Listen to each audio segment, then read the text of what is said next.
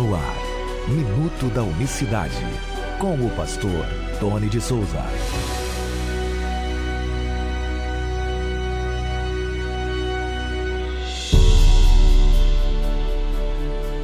Olá, queridos, graça e paz da parte do nosso grande Deus e Salvador Jesus Cristo. É bom ter você aqui no canal Minuto da Unicidade, esse podcast diário onde nós falamos única e exclusivamente da divindade do Senhor Jesus Cristo, como nos ensina a Bíblia. Preste bem atenção. A Bíblia diz que Jesus Cristo, Ele próprio se apresenta para João na ilha de Pátimos, dizendo: eu sou o primeiro e o último. Está lá em Apocalipse, capítulo 1.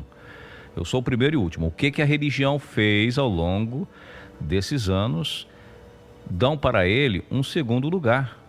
É o título que ele recebe teologicamente, intelectualmente, pelos seguidores das mais diversas vertentes cristãs. O título de a segunda pessoa da Santíssima Trindade.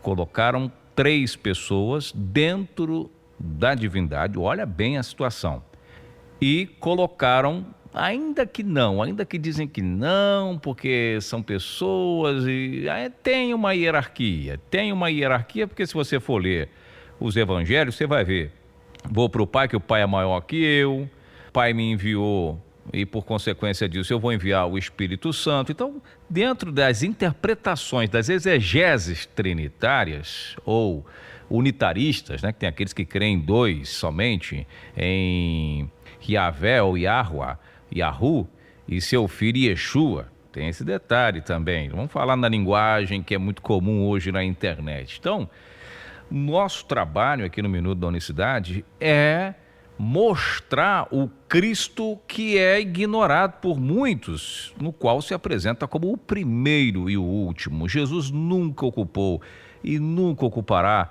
um segundo lugar, seja dentro das mentes das pessoas, dos seus corações, ou seja no universo, na cadeira do universo central.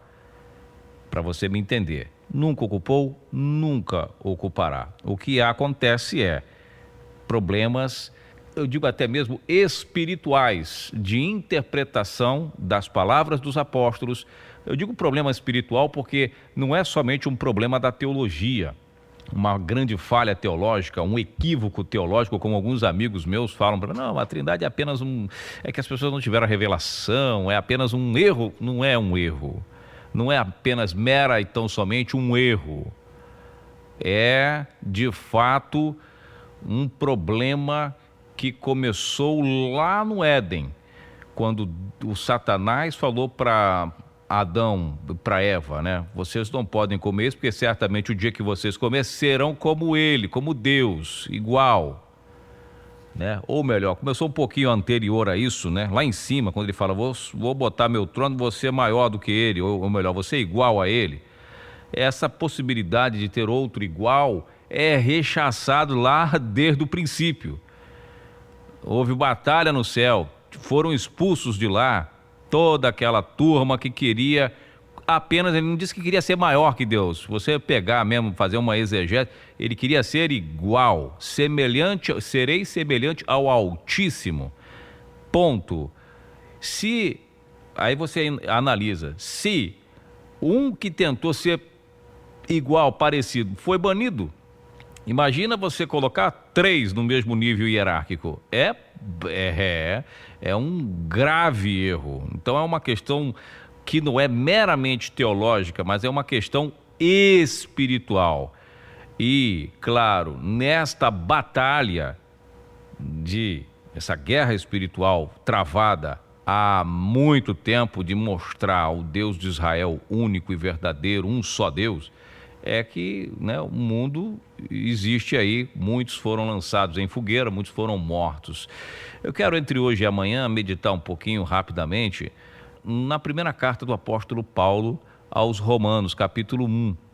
Fazer uma exegese baseada no conceito da Shema, do monoteísmo absolutista, do monoteísmo raiz, como eu costumo dizer, para que a gente possa analisar aqui dentro do Minuto da Unicidade. Veja bem, olha como começa o apóstolo Paulo a sua carta para a igreja de Roma. Paulo, servo de Jesus Cristo, para apóstolo, separado para o evangelho de Deus, o qual antes havia prometido pelos seus profetas nas Escrituras, acerca, verso 3 de Romanos 1, acerca de seu filho, que nasceu da descendência de Davi segundo a carne. Olha só que interessante a gente parar para analisar, que ele explica como que é essa questão do filho.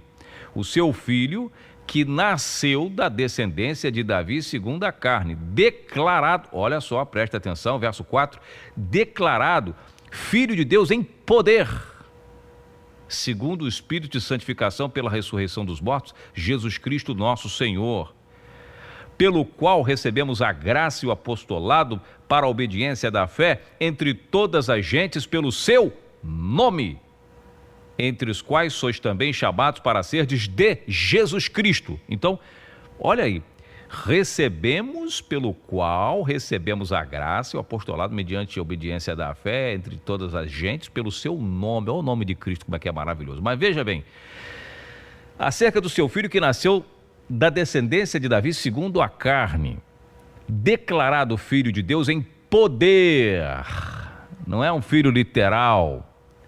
E é por isso que no livro que eu escrevi, aqui, para você que acompanha no YouTube, tem a descrição, na descrição do vídeo tem um livro, o meu livro, se você quiser adquirir para ter um conhecimento melhor acerca das filiações, porque Jesus é chamado de Filho de Deus, é o título mais importante, o título messiânico de maior importância é esse, Filho de Deus, Filho do Homem, também é chamado de Filho do Homem, ele mesmo se autodenominou Filho do Homem, também era chamado de filho de Davi, né? Lembra o cego lá de Bartimeu? Jesus, filho de Davi, pois é, filho de Davi, filho de José, filho de Maria. Então, as filiações, se você pegar cada filiação dessa, se você dá uma pessoa para cada filiação, quantos filhos nós teremos? Tudo isso apontando para Cristo, presta atenção, títulos de Cristo. O título de maior relevância, por isso Pedro vai dizer, quando ele diz, e vocês, quem diz que eu sou? Tu és o Cristo, o Filho do Deus vivo. Só que nós temos que entender o seguinte, uma coisa é a nossa cultura ocidental, que a gente volta a dizer, vai lendo, vai interpretando, vai lendo, interpreta, está lendo um texto aqui, não, aqui, o Filho de Deus está aqui, está certo. Só que você precisa fazer uma exegese. Ele é filho de homem, que homem que ele é filho? Ele não veio pela vontade de homem nenhum. Mas era um título com relação à sua humanidade, a questão humana dele. Ezequiel também foi chamado de filho do homem. Então, quando diz aqui, declarado filho de Deus em poder, por isso ele fala, breve vereis o filho do homem vindo sobre a nuvem do céu com poder e grande glória. Quando na cultura ocidental, lá dentro do hebraísmo, quando se relaciona como filho de Deus, não é de um Deus que teve, olha, presta atenção, se Deus, que é o Pai, e Maria é a mãe de Jesus, como a gente entende aqui, Maria não é a mãe de Jesus, nasceu da Virgem Maria, Maria não era a mãe dele? Pois é, ele mesmo não ficava mamãezinha, querida, santa, não tinha nada, chamava a mãe de mulher, mulher, que tem eu contigo, você não sabe que não chegou a minha hora? Eis aí teu filho, mulher, quando ele está lá na cruz, que ela está chorando, a mulher, teu filho é ele, não é eu não. É preciso a gente analisar, não interpretar como a mitologia grega, que vai lá Zeus, né? Tem lá o Hércules, que é filho dele, com uma mulher, que agora me esqueci o nome, dentro da mitologia. Essa cultura grega, ela é trazida para o Ocidente para interpretar essa questão. E a teologia cristã, ela foi na onda das culturas, mitologias, quando você pega para estudar as mitologias egípcias, suméria, né, no caso que deu origem ao povo babilônico, quando você começa a examinar a fundo, você vai ver o que Will Durant fala no livro sobre a história dos egípcios lá e o cristianismo, dizendo que o cristianismo não aboliu o paganismo do Egito, ele apenas o adotou. Para terminar aqui por hoje, amanhã a gente vai continuar falando sobre a primeira carta do apóstolo Paulo aos Romanos, no capítulo 1. Ele diz, no primeiro versículo que nós lemos, separado para o evangelho de Deus, não é isso? O evangelho é de Deus, no caso, dentro da teologia trinitária, o evangelho seria do Pai, correto? Mas ele diz aqui no verso 9, porque Deus, a quem sirvo em meu espírito, no evangelho de seu Filho, me é testemunha de como interessante faço menção de vós. Então, aqui no verso 9, ele diz que o evangelho não é jamais do Pai, de Deus, o Pai. Se você pegar essa interpretação, diz que o evangelho é do seu Filho. Mas se você fizer uma exegese, ele fala declarado Filho de Deus em poder. Ou seja, para a gente terminar, leia o livro, adquira, que está na descrição, você aproveita adquirindo, você vai adquirir conhecimento, porque tem as referências, as fontes de onde foram tiradas todas essas informações acadêmicas, e você ajuda o Minuto da Unicidade, você contribui com o Minuto da Unicidade, né? Você contribui com esse projeto, você põe uma gota d'água nesse projeto aí, você dá de beber às pessoas que estão ouvindo o Minuto da Unicidade. Então, meus irmãos, declarado Filho de Deus em poder. Se você pega a cultura de Israel, você entra para o hebraísmo, você quando vai ver lá, um cara quando era muito sábio era chamado filho da sabedoria. Um camarada quando era muito, muito rico era chamado filho da riqueza. E a gente fala sobre isso no livro, só para poder... A gente tem muita informação sobre isso, mas é o que eu estou resumindo. Os reis eram chamados de filho de Deus. Por quê? Poder, autoridade, filho dos deuses, né? Precisa estudar um pouquinho, sair dessa questão de bate-pronto, eu vou ler a Bíblia toda e vou aprender. Não é, calma, abaixa um pouquinho, ore a Deus, peça a Ele a revelação. Filho de Deus é um título que nós recebemos. Se você ler lá o Evangelho de João capítulo 1, você vai ver, todos quanto creram no seu nome, deu-lhes o poder, olha aí, o direito de serem feitos filhos de Deus. É por isso que os apóstolos vieram naquela mesma pegada de Cristo ressuscitando morto, curando enfermo, fazendo todos aqueles milagres, na mesma sequência. Receberam esse título poderoso e receberam o poder. E o próprio Cristo falou, aquele que crê em mim fará as mesmas coisas que eu fiz e outras até maiores. Falou que vai fazer até coisa mais do que ele. Mas a gente amanhã continua falando um pouco mais sobre esse assunto. A gente não está aqui para ofender a ninguém, para chegar aqui e humilhar ninguém. Não é essa a proposta, muito pelo contrário, é trazer você para a reflexão, sair um pouco da caixa e pensar um pouquinho diferente sobre algumas questões.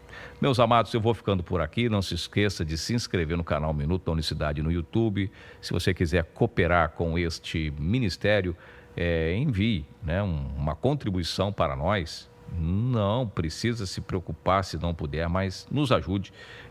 Entre em contato, mande uma mensagem para o nosso WhatsApp, que é o 1999-285-1545. 19, que é o DDD aqui de Campinas, 99-285-1545. É o nosso WhatsApp e é também um Pix do programa para você manter esse trabalho.